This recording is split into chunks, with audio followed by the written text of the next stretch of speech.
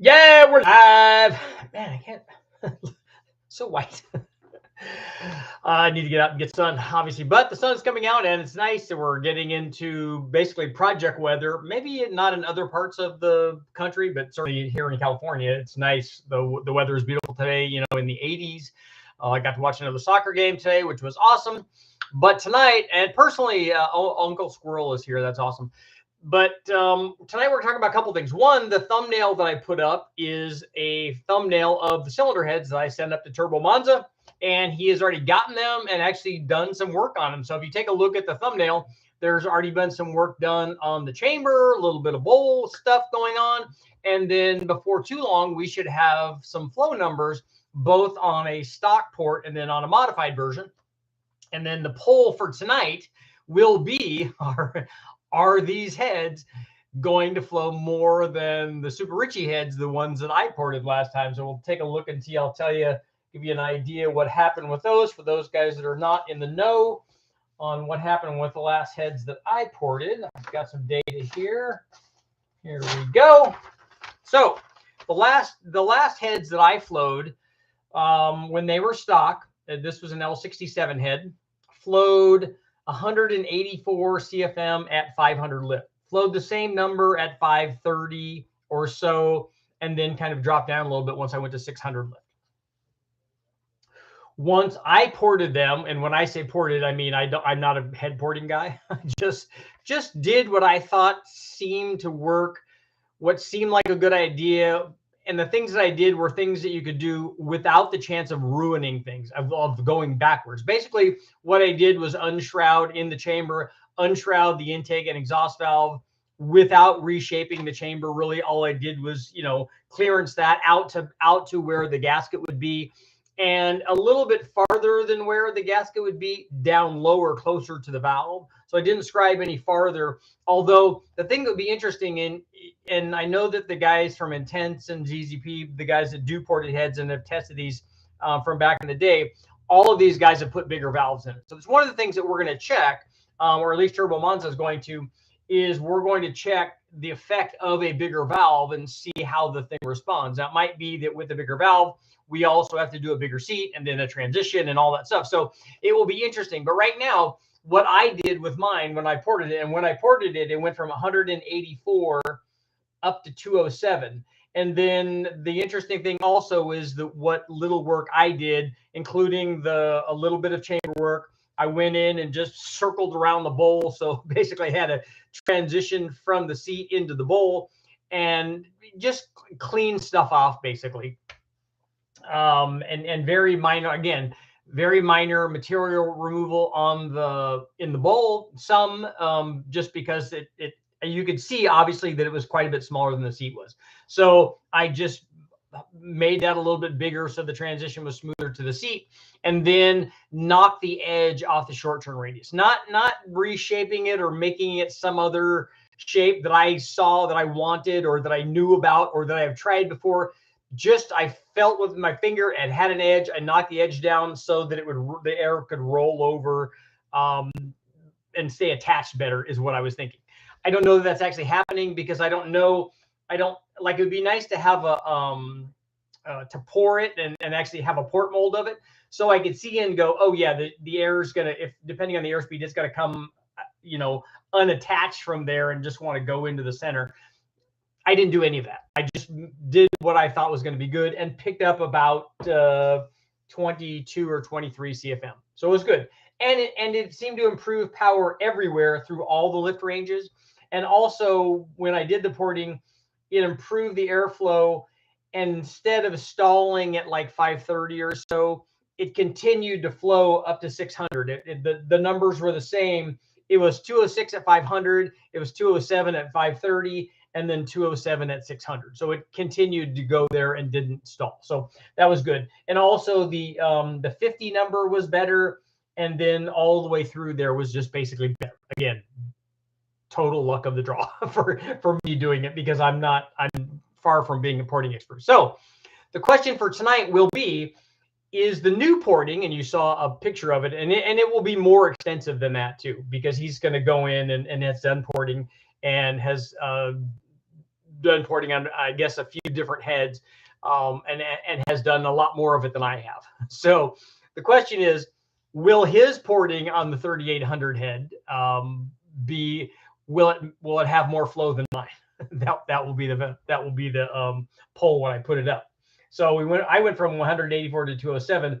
I'm hoping that what he does puts it like at 227. That's kind of what I'm hoping for, but we'll see. And that will be the poll for whether or not that's going to work.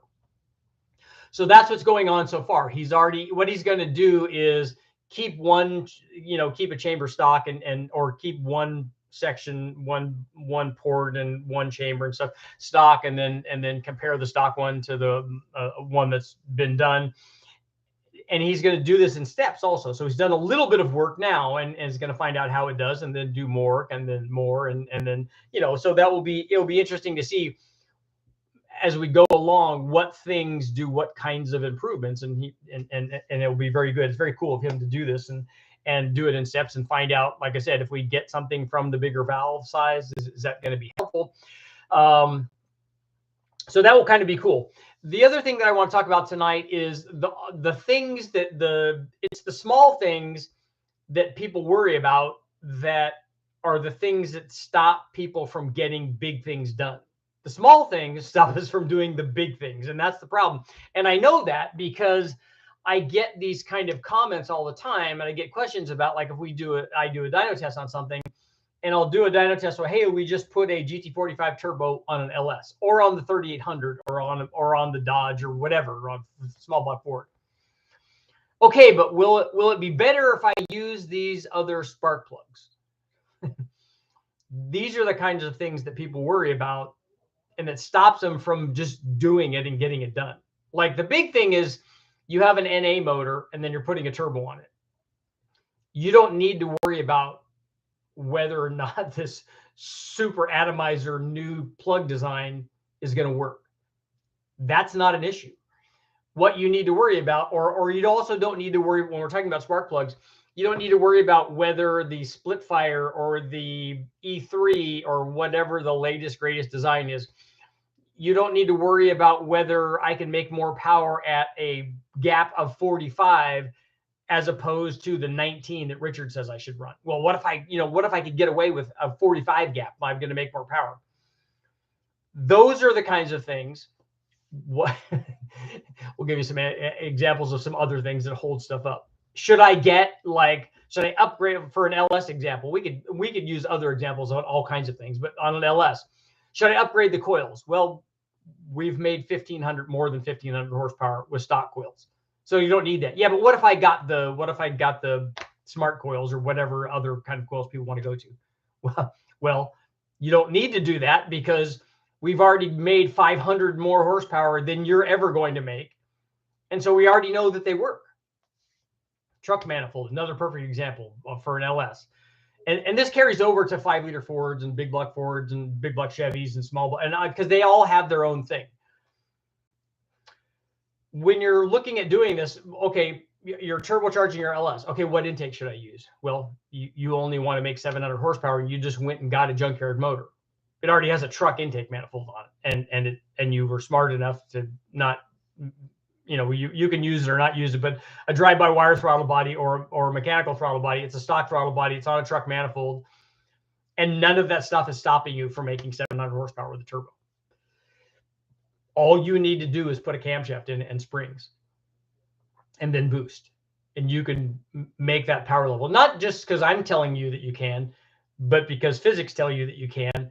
And everybody else out there, the thousands of other people sloppy over Matt, he's showing you that you could do way more than that. And at least that's very, very easy. You don't need to get hung up on, okay, should I put a 105 millimeter throttle body? Should I put a fast manifold? Should I do all these things? None of that is stopping you from your goal. So look at your goal and then forget about what kind of spark plugs I need. Forget about what kind of plug wires I need to run. Forget about what coils I need to run. Forget about, you could forget about trunnion upgrades. When I talk about trunnion upgrades, it's like, yeah, your thing has 300,000 miles on it. You should probably put a trunnion upgrade on it. But that's not going to stop you, and it didn't ever stop us from making the power that we wanted to make. None of those things little things stop you from getting the big thing done. And that's what you want to do. After you get the big thing done and you're driving around, then you can start thinking about these other little things. Okay, I have my turbo combination running. I'm running 10 pounds. It runs great. It makes lots of power. It makes the power that my original goal was to make this amount of power, and now it's making that, and everything's working out great. Now I can start thinking about other things. Okay, what about the discharge tubing size? What about the throttle body size? Should I change my Y pipe? You know, should all of those things are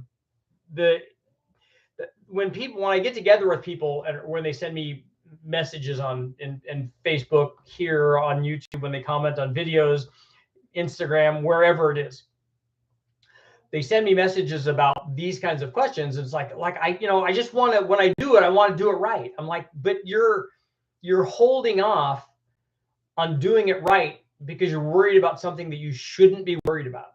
I know that you go on the internet and somebody from some forum has told you that you have to run a turbo cam, or that you have to run roller rockers, or that you have to run Joe Schmo's double spring, or all you have to run this kind of push rod.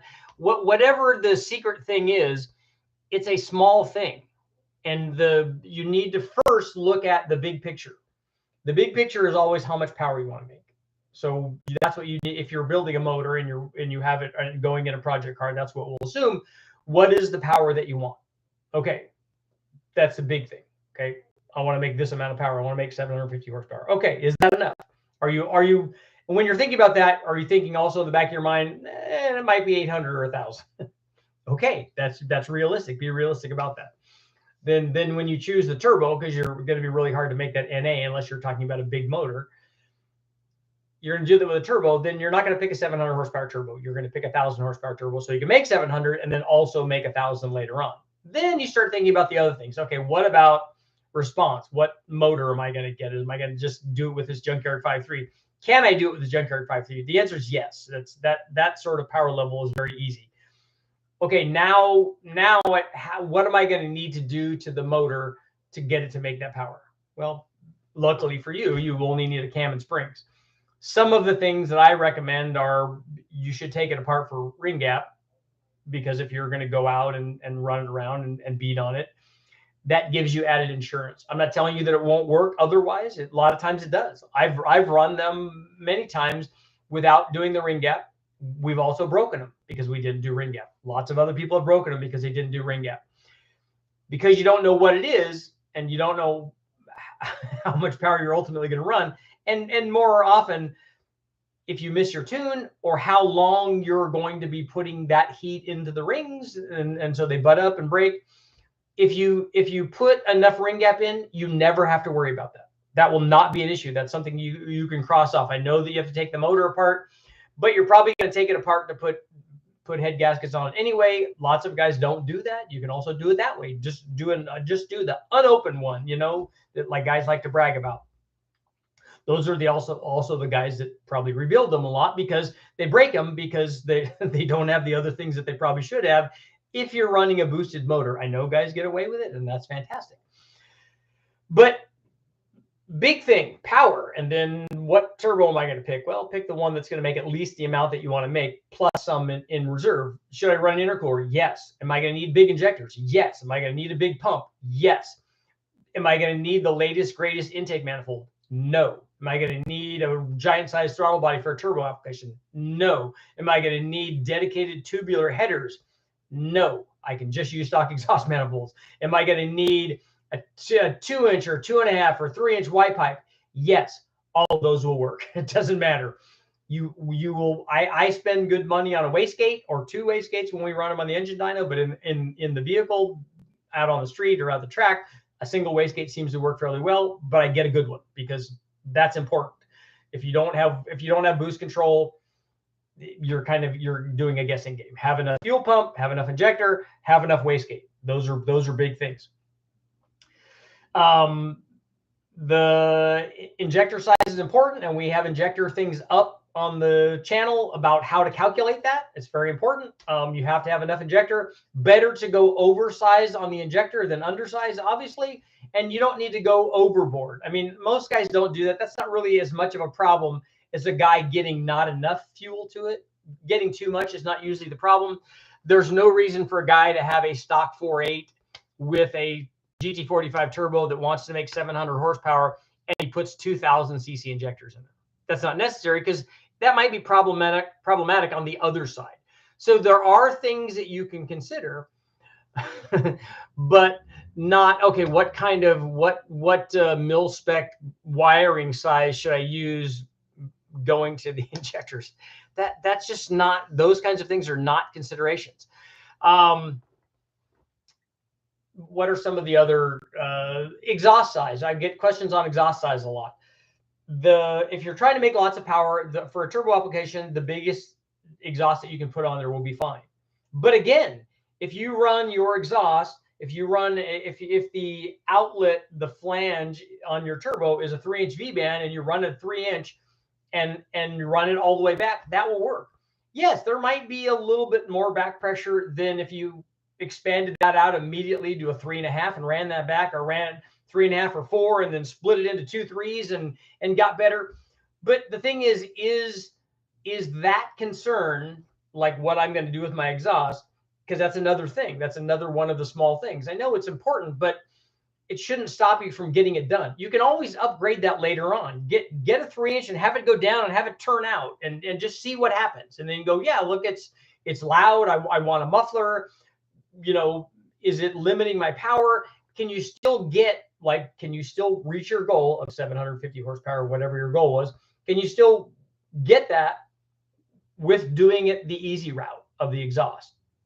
Usually you can. That's one of the nice things about turbos, is even if the setup that you have has more back pressure, which could be the case, if you have more back pressure, can you still reach your goal? Usually, yes. Usually that happens. Unfortunately, for a lot of guys with the turbos, they think, oh, I've got more back pressure, it's going to be more responsive. No, when you have more back pressure by adding exhaust restriction after the turbo, you actually have less response. So it's not ideal. But a lot of us cannot run a 4-inch open tube, a fender well exit kind of thing. That's just not practical on a lot of cars. So you're going to have some kind of rear exiting exhaust that's reasonably quiet if you're running this on a daily driver or something. So again, that is a consideration, but it shouldn't be the one that stops you from getting something done, because if you just get it done and get it in there and make it work. And I'm when I'm saying this to myself too, because I have a Nova and an Omni that are not getting done essentially, although the Nova should get done this month. I mean, but I don't have little things like that stopping me. In fact, I've already made the decisions on what's going to happen with it, and I'm not letting that. But it did for a long time, because I'm thinking, oh, I could put the Cadillac in there, I could put the Buick in there, I could put all of them in there, I could put the 6-cylinder in there, I could put the other 6-cylinder in there, I could put the turbo or compound one in there. All of that's like really neat stuff, and that's what happens is we second guess ourselves into not ever getting anything done. And you don't want to do that with your project. What you want to do is it's always much better while you're second guessing yourself to be driving around in your project while you're second guessing yourself. Okay, maybe you didn't put it together exactly the way you wanted to perfect the first time, but there's time to make changes. And while you're making changes, you're driving it around and you're in boost and you're running around and you're taking it to the track. Yes, it only went 1117 and you want it to go 1099. Well, that shouldn't be too hard with a turbo combination. You could be able to turn it up. You can make a change. You go, hey, look, Richard, I went from a 3-inch exhaust with a muffler and a tailpipe and did a 3.5 shorty or a electric cutout or whatever, and all of a sudden, boom, it's all responsive and making all kinds of power. You found something, you experimented, you had success with it, or even if you didn't have success, with this one, and then you tried something else and had success with this one. The key is that you were driving it around, having fun and doing stuff with it. It wasn't these little things like what type of spark plug should I use holding you back from actually getting that thing done. So I'm going to go ahead and put the poll up. So the poll for tonight is, wow, did I Okay, that just well, it double clicked. I double clicked my mouse. There we go. Okay. Will the new ported 3800 heads flow more than mine? Will the ported 3800 heads from, we're going to give him a shout out, Turbo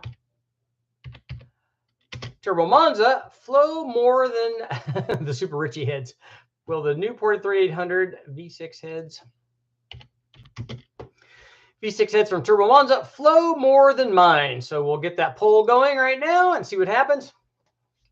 The poll is yes or no. Yeah, I know. I put it up there and it double clicked. So now we got the poll up there right now. So will the new ported 3800 V6 heads from Turbo Monza that he's working on flow more than the 207 that I got from my? Wow, we're getting a lot of yeses. Wow, no respect. Let's see.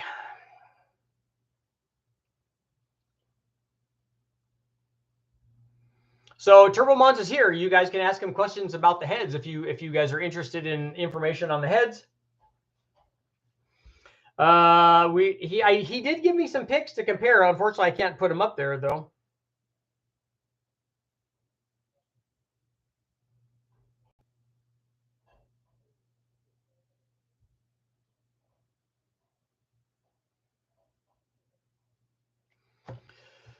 Okay.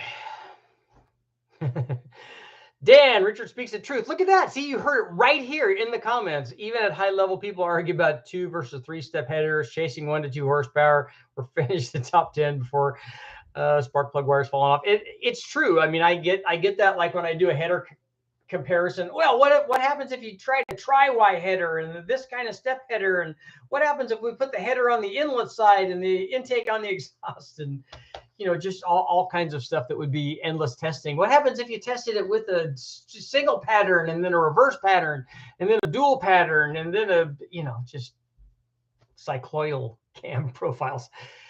I don't think I've ever tested those. Let's see.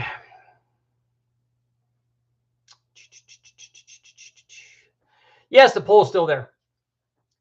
What intake will be used for these heads? I'm actually going to port the factory L32 lower manifold with a plate on it and then a Holley 102 millimeter throttle body elbow going down to a 4150 flange with that size or bigger opening in the flange that I put on the manifold. It's just going to be a big elbow feeding the factory lower blower manifold. And I'm going to port the lower manifold also.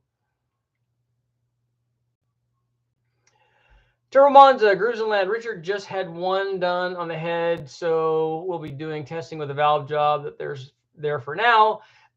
When I did mine, I did 1 port, and then those turned into the ported set of heads that I have on the motor now, not the ones that I sent to Turbo Monza. The ones I sent to Turbo Monza were just stock ones that we did valve spring upgrade and a valve job on, and I think that they also surfaced them.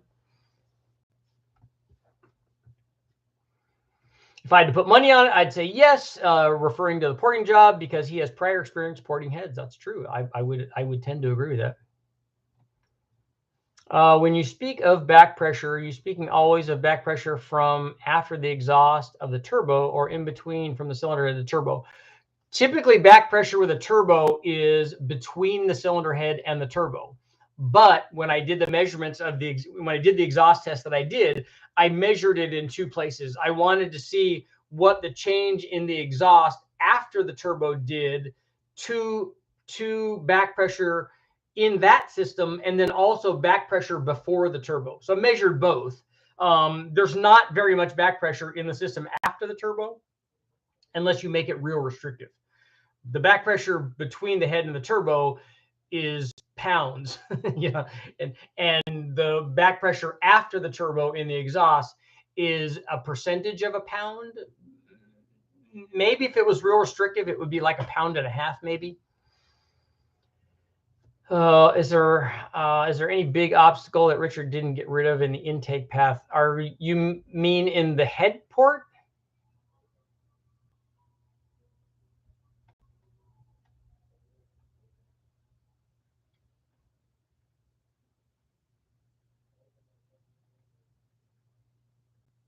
Richard, do you know anybody that you trust to port for four valve heads? No, not really. I don't have a lot of head porting guys.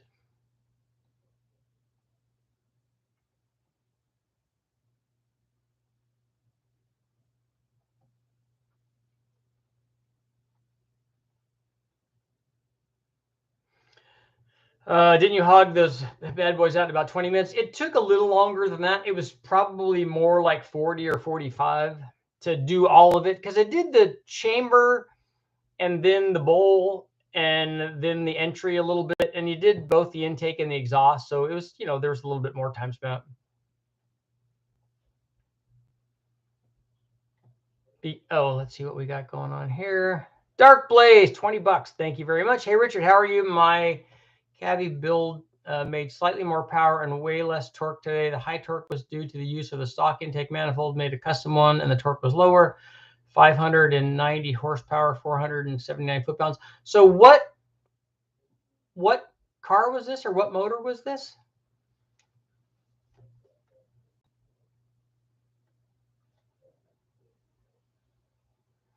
Back pressure between the head and the turbo directly affects the amount of boost the turbo can make. I'm sure you mean at that point. Not really. The back pressure is going to be a function of the boost pressure, because as we turn up boost pressure, back pressure will also go up. And I'm talking about the back pressure measured between the head and the turbo. And at some point, if the back pressure relative to the boost pressure is too high, it can become restrictive or can become detrimental in terms of detonation and temperature. But the back pressure doesn't always limit. It's an indication of exhaust flow, and not as much of an indication of compressor side flow. So topping one or the other of those out could be done independently. I'm buying $150 set of rings for my supercharged gas mileage V6 build. Do you think I would grind $150 worth of chrome and iron off them for gap? You should, if it's a turbo motor or a supercharged motor. Grooves and Lands, don't trust the little wiring that goes through the fuel tank bulkhead to be adequate for the 450 525 pumps. Those things draw 25 amps. I've seen guys like melt the fuel pump wiring, and when you do that and you burn off all of the coating on the outside, and then it shorts itself, it's not good. So put big gauge wire on there.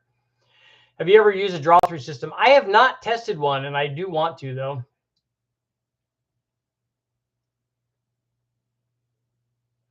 Cleaning up the chamber around the exhaust valve, the sharp edge around it, a little help not pre-firing. Okay.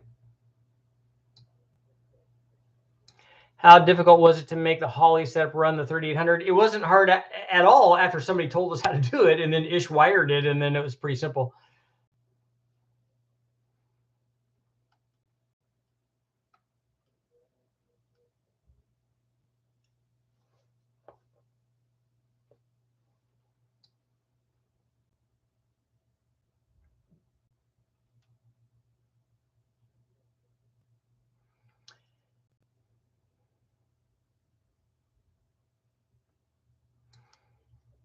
Yeah, Dan, the iron head stuff is it's time consuming, and the particles are really small, and you don't want to breathe them, and it's just it's not a pleasant thing.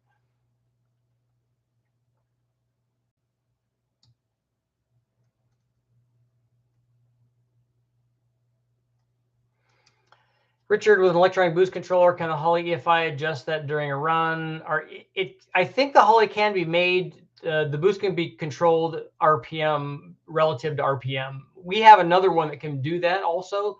I haven't set that up with the Holley yet.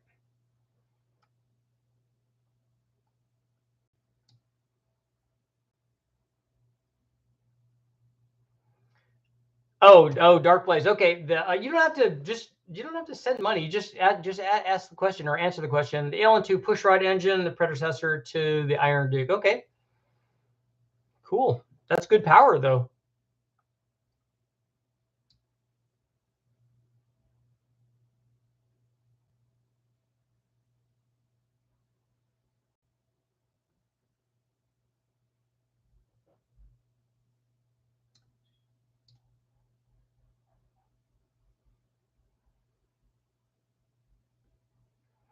Yeah, porting a set of big block Chevy heads, that's not fun. The iron ones are not good.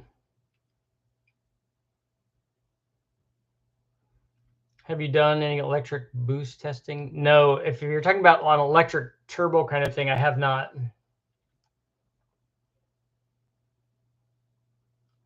I've pulled I can't remember now if it was, I think it was iron. I was almost thinking it was aluminum. I've pulled an iron shard that's stuck in my eye. I just did it myself. Just looking in the mirror. I think we used a magnifying glass because I could see it. I mean, you could feel it because every time I blinked, you could feel it like cutting the inside of my eyelid, which was bad. But you can see it was stuck in there. And so I just went in and grabbed tweezers and pulled it out, and it came out. And I'm okay.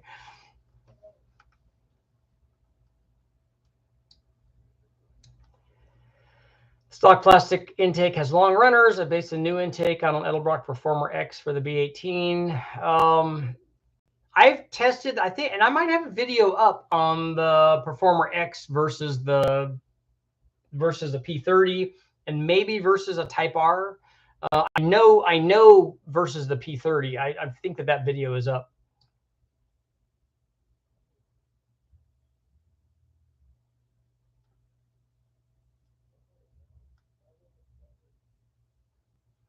Daniel, I got bored and ported my Hemi heads. Polished the chambers too. Nice.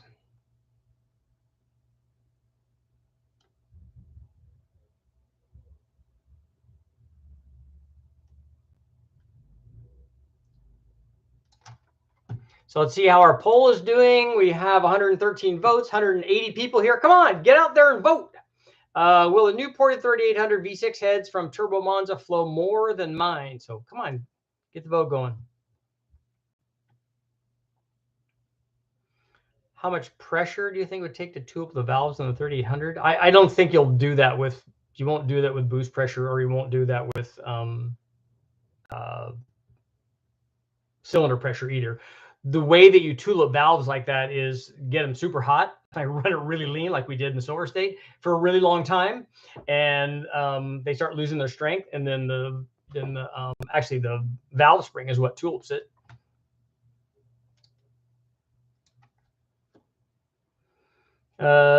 Boosting eCam over stock 5-liter cam, is it worth it? Yes, the stock 5-liter cam works okay. It's actually fairly good size for a stock cam, but there's so much better cams out there for it. Would you consider doing a 307? I would like to do an Oldsmobile, but I'd rather do a 455. The eye doctor had to grind a shard out of my eye. That's not a good way to do it. Richard, have you ever tested the stock cams under boost? I know you did a test with all the stock cams NA, but I'm interested to see how they see them boosted. And have you tested the ported 706 from anyone? I've tested lots of ported 706 heads. The guys from Total Engine Airflow, especially when Brian was there, they work very well. And I think I might have a set of ported 706 heads. I'm sure I have videos up on those because we used one on the Big Bang. And I've tested, there are lots of videos up with boosting the stock cams. They work fine. It's just the stock cam under boost does exactly what the stock cam does NA. It just, if you look at the power curve of the NA one stock, you just elevate all of that, and that's what it does under boost. It makes power at the peak power at the same RPM as long as the boost is consistent all the way through. It makes torque at the same spot and all that. There are a couple of videos up where I have turbo stock cam stuff. Anything on a boosted 3.6 Pentastar? No, I have not ever run one of those NA or boosted.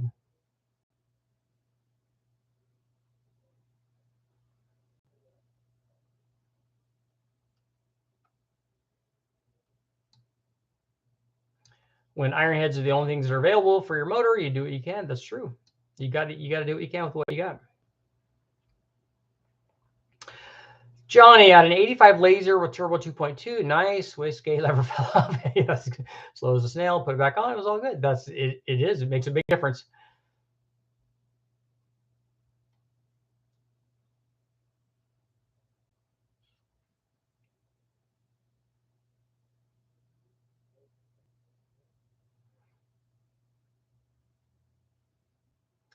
A's Mitsubishi 2.6 cylinder head flow is based off of World War II radial aircraft engine cylinder design. Big swirl effect 2 valve, offset, and cavernous. I want to read the rest of that. What happened? This is what I want to epoxy, reshape, and turbocharge. Are you talking about the 2.6 that's in like the Starium?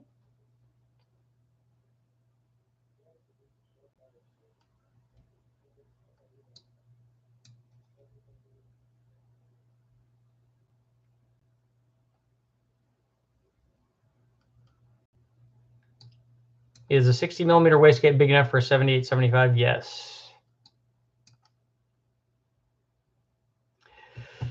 John, hey, I was asking this because I have an Excel turbosonic draw-through system. If you're interested, I think I would be. Send me because it's a draw-through kind of cool thing.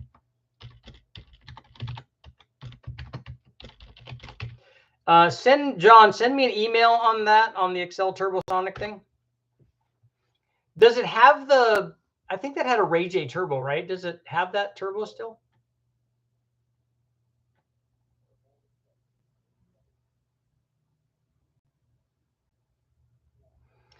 Back in the day, starting Conquest intercoolers were hotness on eBay. They were. I like grabbing those. And way back in the day, we could get the turbo Toyota ones too. Super stuff. In fact, good story. I traded my I had a 77 Honda Accord hatch that was given to me. And I say given to me, it was owned by my friend Harold. And he said, if I go to, we were roommates. He said, if I go to Jack in the Box and get tacos for everybody, that he would give me the Honda. The Honda was a little rough. It had no fifth gear, and you had to skip shift third gear because it was kind of crunchy. So you did 1, 2, 4. But I drove the thing everywhere. Originally, he had spray painted it with the like spray paint chrome stuff. So when it was first done, it was so bright that you couldn't really look at it in sunlight. Otherwise, you would go blind. But I ended up trading it to a guy, bequeathing it more like, trading it to him for, he had an intercooler from a Toyota Super Turbo.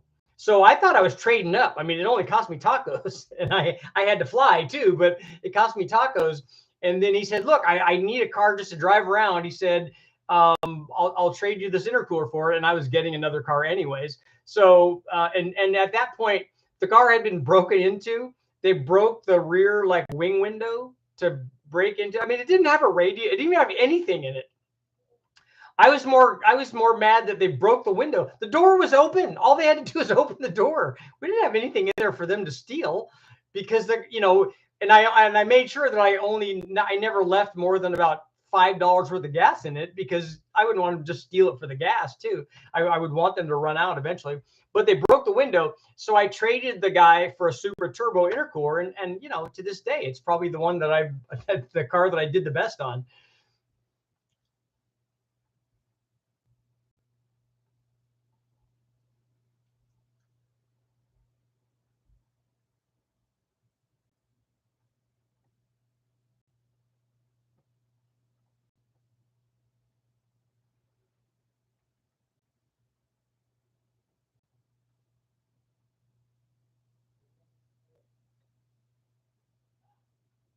Didn't Jack in the Box have the E. coli scare?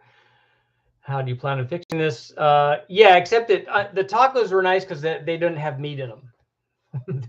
they're soy or tofu or something.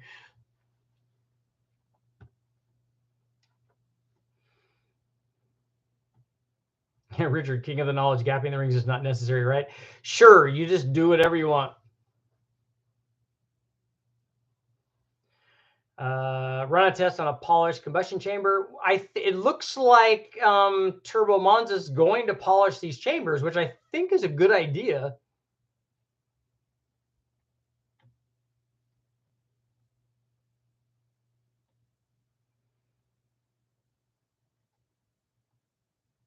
Ooh, look at that. Not only are they polished, but they're softened as well. Answer from the other night, the 3800 does not share the bore spacing with the LS family. Saw something about the 400M, just got here, which I missed. We weren't talking about the 400M. Somebody else may have mentioned something about it. Soy is for soy sauce, not for tacos. But look, you can say all that you want, but Jack in the Box tacos, the 99-cent ones, are pretty good stuff.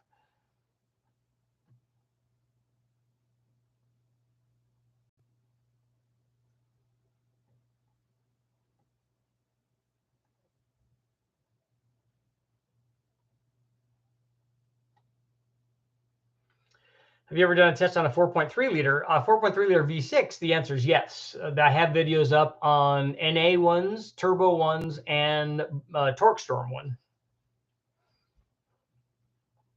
Made big power, made, I don't know, 425 or 450 horsepower, something like that.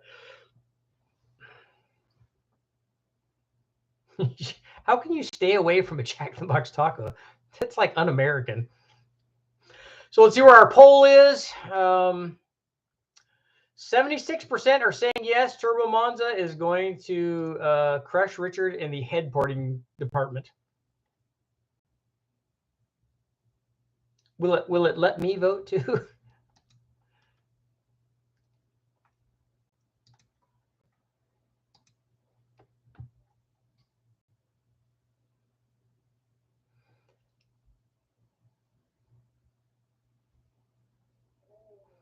I have to drive 40 miles to get a Jack in the Box taco.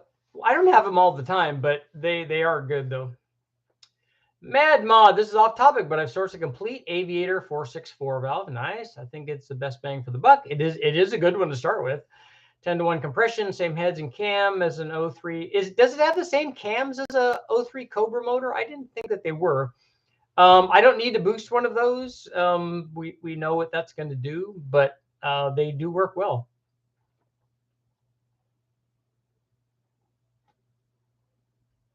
Richard, can you upload pictures from your email? I can't. I can upload pictures to my phone, but not onto here, if that's what you're asking.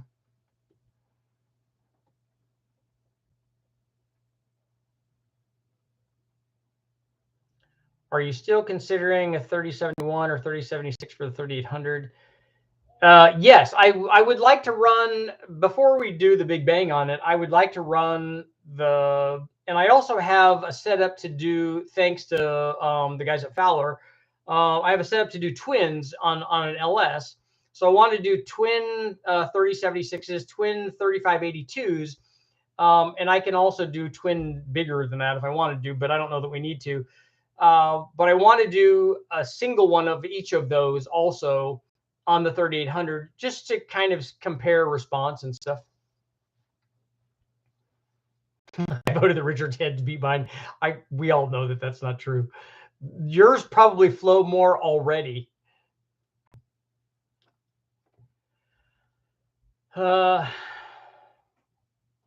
Richard, is a good port job on an LS3 head worth as much as milling at 30 thousandths on pump fuel? If you have a cam and do you have the stock intake manifold and stuff on it? If you have a good camshaft in, I think the porting would be worth more.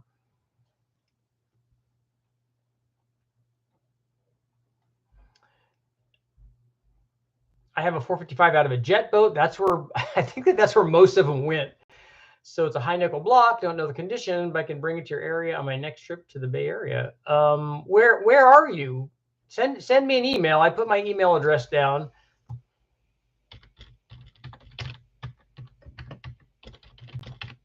I'll put it down again. Send me an email on that, and I'm interested in it because I'd like to run a 455 Pontiac, a 455 Olds, and I have a 455 Buick. So it'd be interesting to kind of compare those.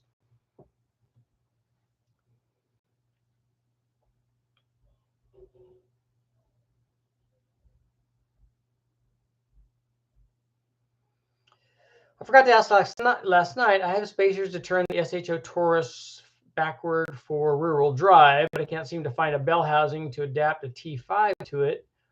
What would it be and where to find it? I don't know what the bell housing is, but is the bell housing removable from the SHO front-wheel drive trans?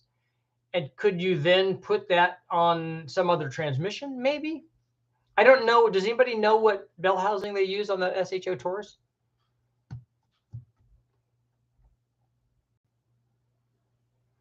Admiral, you did hood pins on a 98 V6 Camaro. Nice.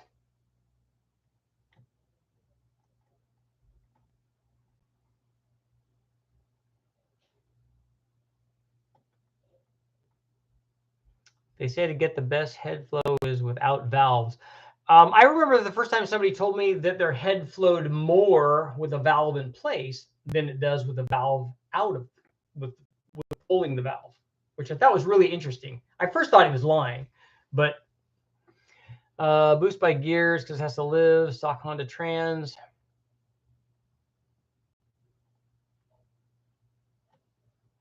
25% of the people got no faith in me. Like I said, Turbo Monza, don't take that personally because that's the internet.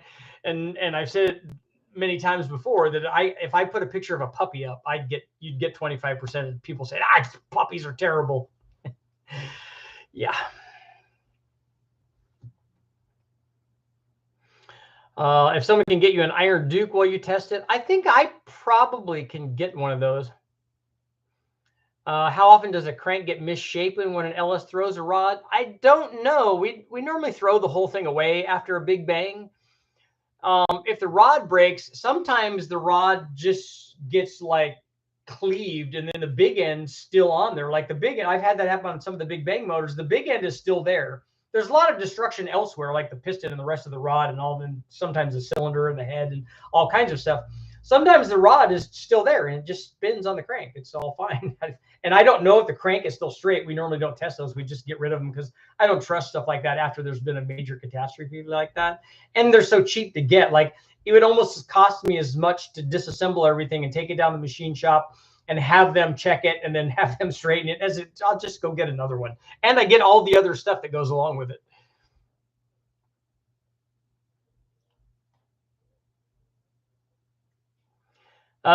Beans, porting a 3800 heads is a pain. I have about 24 hours total into nitrous heads, and I barely did enough to the chamber. Oh, rotaries have entered the chats. No valves. Yeah, that's nice. But they do have porting, though. Bridge porting, peripheral porting, street porting, 3/4 race porting.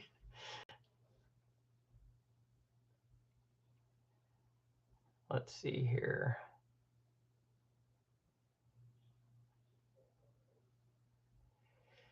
Admiral, you picked up a $50 LT4? That's a good deal, man.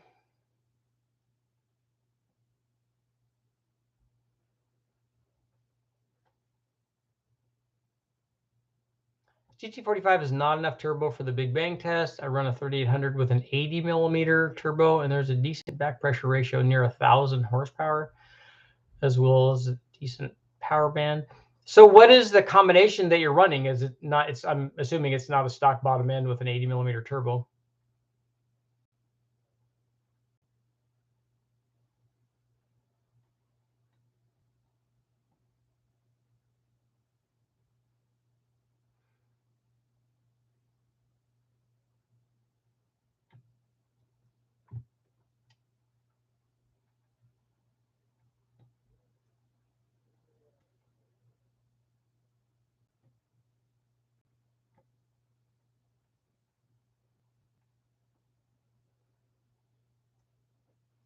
Richard, you should send those Big Bang motors to I Do Cars and do a collaboration. I don't know what that is. I'll have to take a look and see what that is.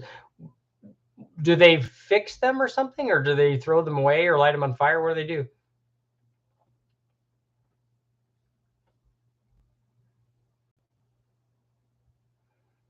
Is $700 a good price on the 100,000 mile 5.3?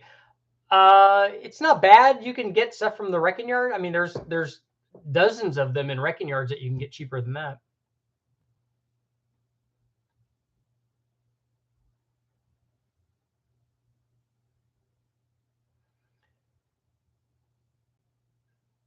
This world has gone crazy. Used to cruise L Street in Sacramento, not J Street. I thought J Street was the cruise avenue.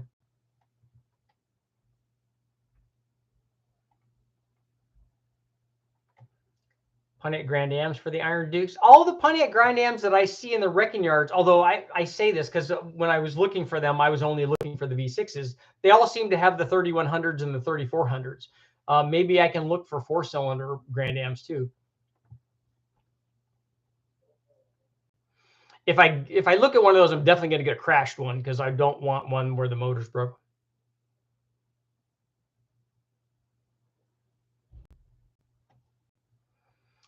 Have you ever modded a 22R Toyota? No, but I'm talking. I'm in negotiations right now with Turbo Monza. He does a bunch of those, and he wants me to do a 22R.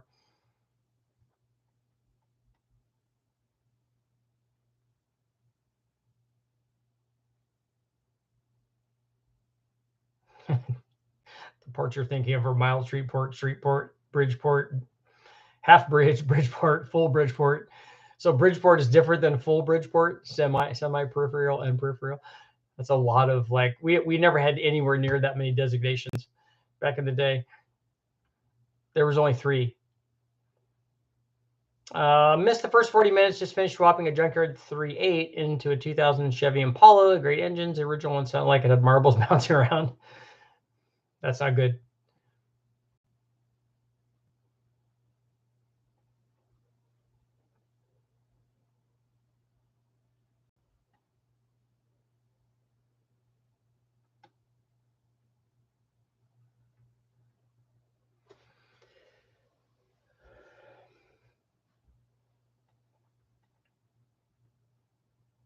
I live in Tennessee, and every good old boy is buying up the Ellis motors to put them in demolition derby cars, 3rd-gen Camaros, square bodies, Chevy trucks, Chevelle, side-by-sides, lawnmowers, just everything. They're swapping it all, right? Tyler's here. What was the happiest combo you've seen on the 5.3? The Big Bang was super happy before the Big Bang.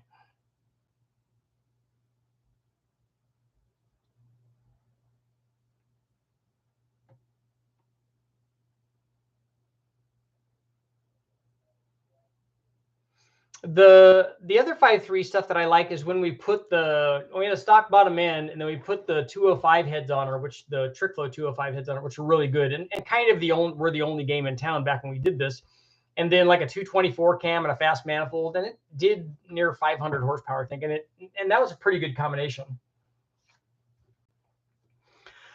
What are your goals and expectations for the Big Bang 3800? My friends want me to sacrifice one for science in my Renault. Did you ever tell me what your combination was? Was it? It's not a stock bottom end, right? Did I miss it, or did you tell me what that was? Richard, is the 8364 head? I'm not familiar with that head casting number made for the Pontiac G8, the same as an 810 or LS3 head, aside from the exhaust valve. The factory LS3 has hollow stem valves. A lot of the other Recport stuff, like the LY6, the L92, did not have that, did not have those same valves. So I don't know about that particular head casting number. Most of the ones I've seen are 821s or 823s.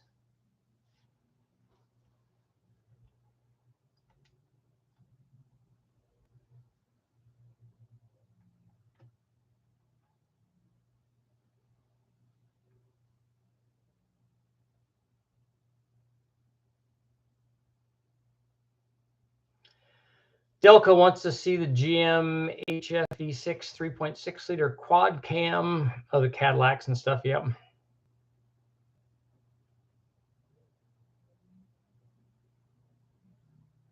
You want to go, Mad Mod, you want to go to a modern double over cam motor but want to stay carved. So you're doing old school and new school. An A86, yes, very cool. Hey, just curious, that's an L76 or L77. Which one are you talking about? The head is? Those are good motors. Both of those are. It'd be cool to see Ecotech dyno test. They've made really big power with the Ecotech stuff.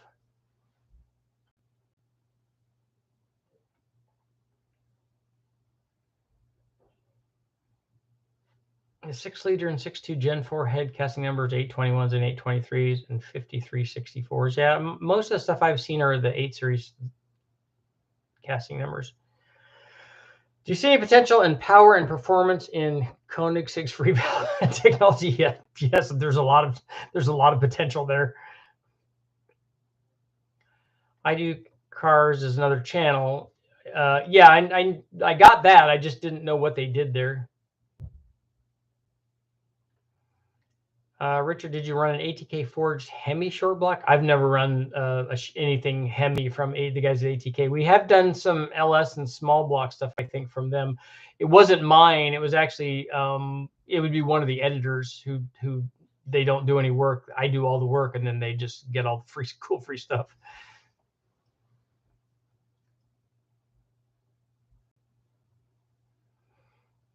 Steve, you're shooting for 60 psi. That's a lot.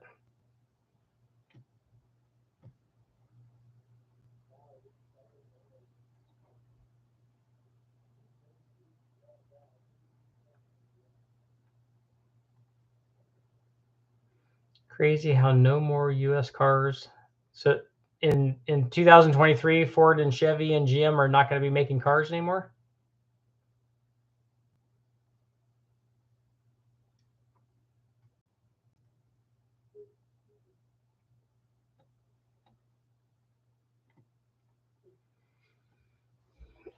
Jeff took this yellow one out running fantastic. Those changes made last year worked out well. I was happy when both you and the builder concurred on those changes. I'm glad that it worked out. Yeah, let us know what the changes were. 4J AGE blacktop is only like 20 horsepower, 10 torque lower than a 2ZZ engine.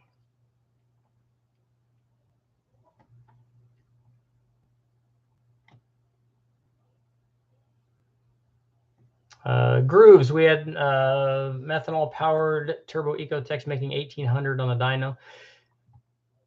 Yeah, I thought when they were doing those for like the Cobalts and stuff, when they were big into the import racing scene, that they put a lot of time and effort in those to make a lot of power. I thought K24 can hit over 800. I'm sure it can. Guys have made a lot more than that with those. I don't know about a stock one though.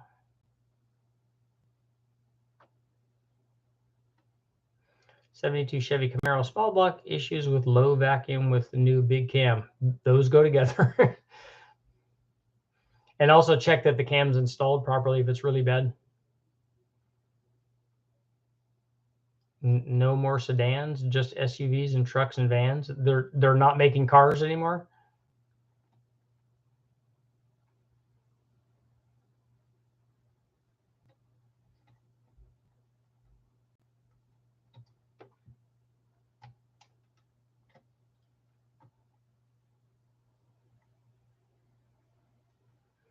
I have a Willys F134.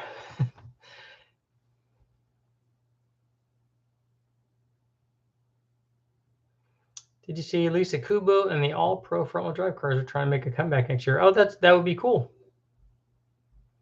I haven't heard her name for a long time.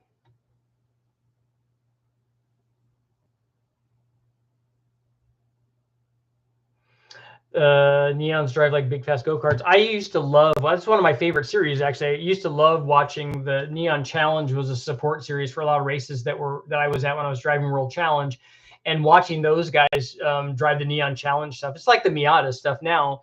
Watching those guys drive the Neon Challenge stuff. I mean, that was like some serious racing because they had no power. So they had to do lots of drafting and lots of aggressive driving to make passes and stuff. It was really good stuff, really good action.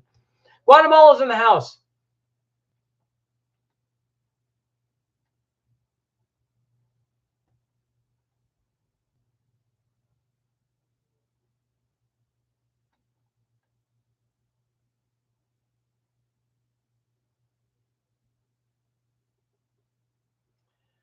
For the sake of ice and automobiles, is that the internal combustion engine that we're talking about? Can you pull some strings?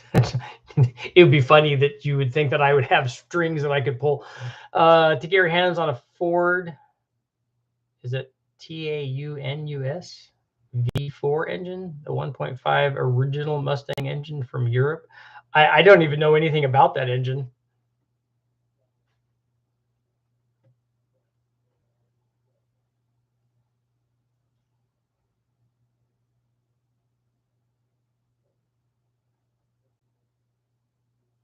Ported heads, cam, valve train. I could spin up to 6,000 on what motor? That's why I love my little TD04. It's a 14T from a Volvo. Gets into boost quickly. I just want more RPM for highway stuff.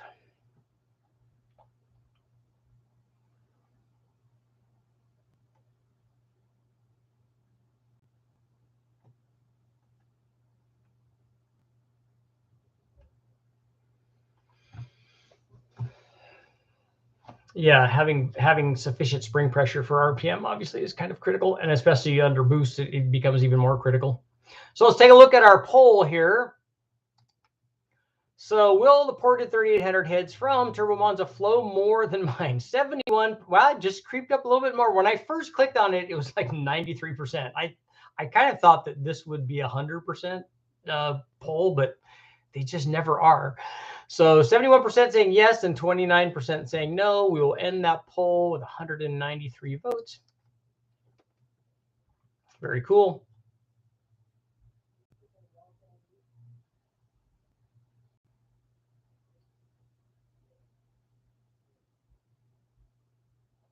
Please, building a turbo inline Jeep 6-cylinder.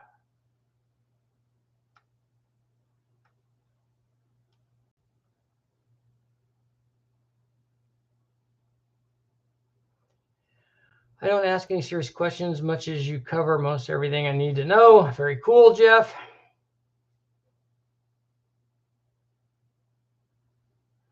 Richard, have you seen the video of Matt's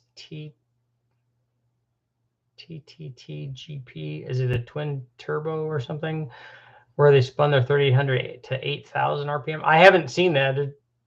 That seems like a lot of RPM.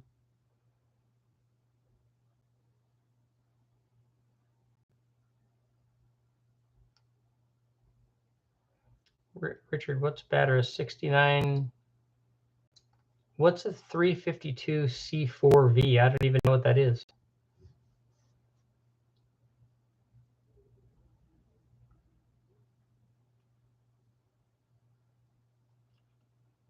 If you're talking about factory stuff, a modern LS makes way more power than any factory Cleveland ever did. The Boss 351 that I ran made 382 or 383, and that's less than a stock 6-liter does by a pretty fair amount. So it's not even close to some of the other stuff. Like an LS3 would be 100 horsepower more than that. So it's not, the older motors obviously are the older motors, and they're not comparable to a modern one. In fact, a new 5.3 L83 makes more than the Boss 351 did. You already did a test on a cheap inline 6-cylinder. I haven't done the 292 justice yet. When can we see an LT5? That would be cool. When is David's 2.5 Chrysler Turbo going to break the dyno? The David Visor doesn't have a 2.5 Chrysler Turbo that I know of, so I don't know what you're talking about. He did a turbo head, a ported head for me, if that's maybe what you're referring to.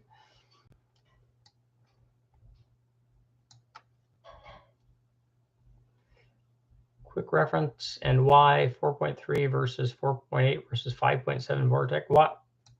I don't know what you're asking. Are you asking which one of those makes more power?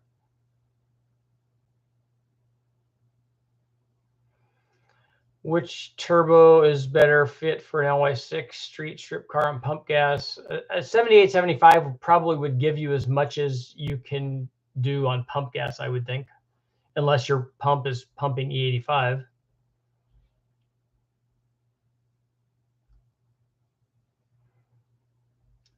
It would be cool to see a dyno test with an L31 Vortec. 2 more minutes to see a dyno test with an L31 Vortec Marine EFI intake compared to a Holley Stealth Ram. I don't know that I've seen one of those in real life, like in person. I don't know that I've seen one of the Marine ones. And also, they don't, that I know of, they don't make a stealth ram with a Vortex bolt pattern. The one that I tested had a standard Chevy bolt pattern.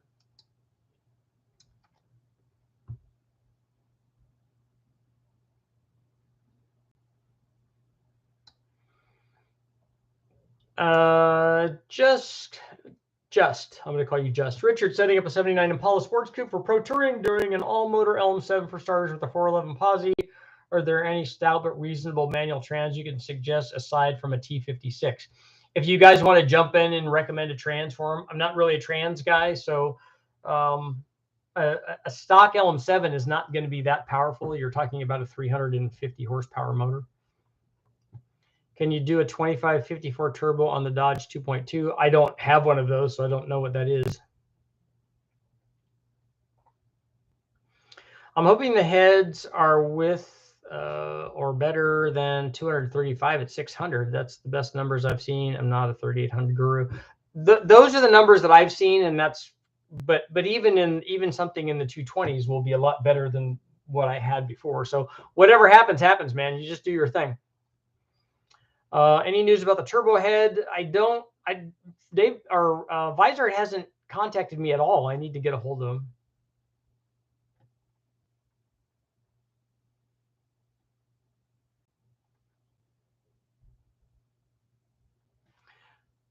The Visor ported the fastest 2.2 turbo in America. I don't know that those things actually go together.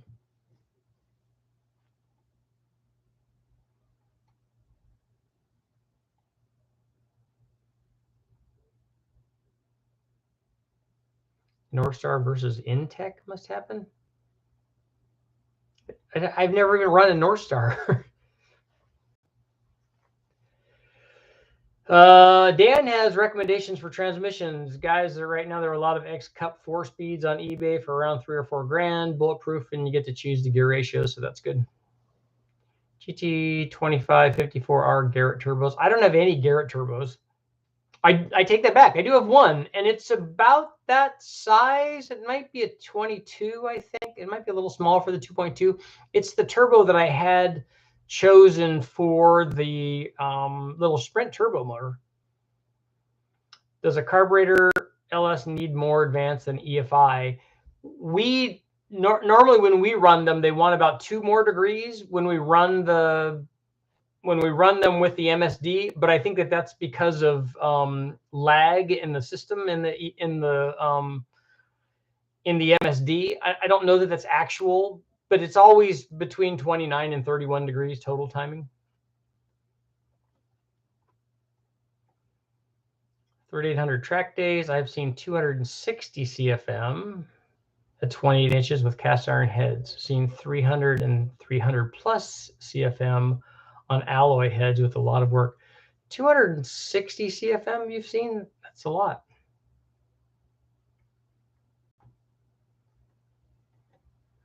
Richard, do you plan on testing Holley's April Fool Skyram? I think that we talked about this last night, and Freiberger is actually going to test that.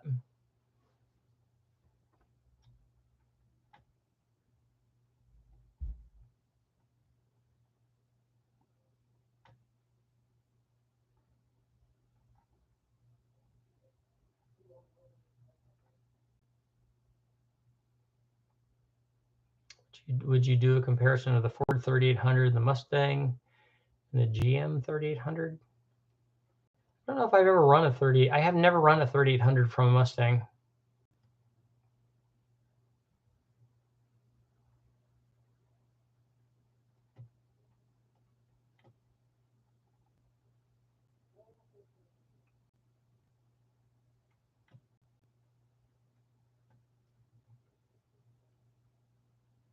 Instead of the Holley Stealth Ram, I should have said Ramjet 350.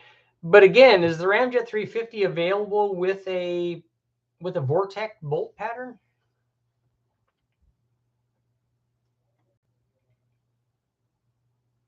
Charles, you haven't been here a while? I want a 390 FE. Yeah, that would be good.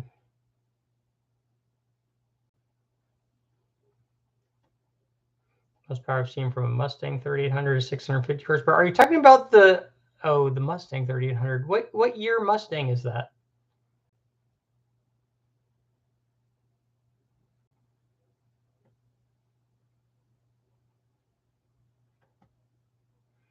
And if you're talking about the 3.8 liter that's like in the turbo coupes and stuff, I don't think that's a very good one.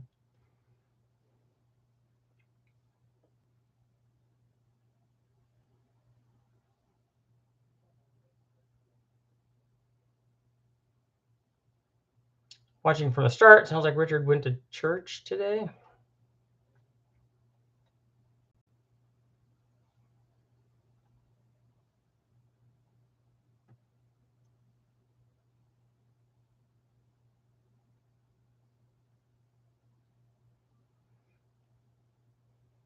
You have to rebuild the North Star for it to be right. You can just put it on the dyno and run it and run boost on it and then be done with it.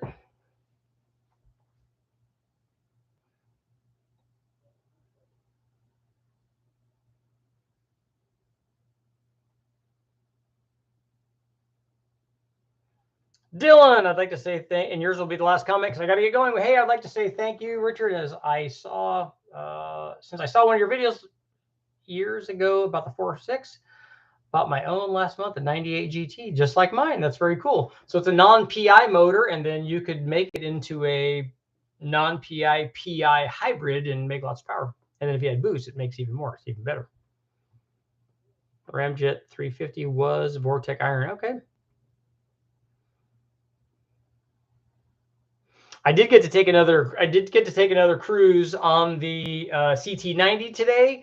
Went up in some hills, and it was still road, but went up in the hills and was cruising around, stopped off and looking at nature, looking at wilderness, creeks and stuff, looking for snakes. Didn't find any, but still got to cruise around on the bike, which was awesome. And it all worked fantastic. I'm going to do some work to it. I think I'm going to check I want to check and make sure, obviously, simple things like it's getting wide open throttle.